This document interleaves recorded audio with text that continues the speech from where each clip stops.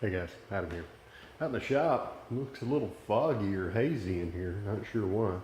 It may just be maybe the deadgum camera lens has got something on it. I'm gonna clean this professionally right quick. A little bit better. So, here at the Jet Mill,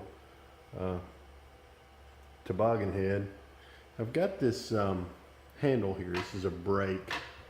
A lot of you people know exactly what this is, and it is missing a knob. The knob that handle usually has is like a tapered, like a cone shaped knob. I made a ball with my 3D printer. It's kind of a semi-spherical deal, and I'm gonna put it up there. I think it'll give me a little bit better gription. It's approximately 1.25 inches in diameter, which I feel like is a good size. So yeah, 3D printed this. It's black plastic. I'm gonna it's got a rough hex in there. I'm gonna glue a nut in there, and I can't ever find the camera. I'm gonna glue a nut in there. So yeah, got the 3D printer back online. We're gonna see. We're gonna test it out for a few days and see how it's working. I've had some problems with it. Monoprice has been really helpful, but yeah, cold day out in the shop. This is what I'm doing.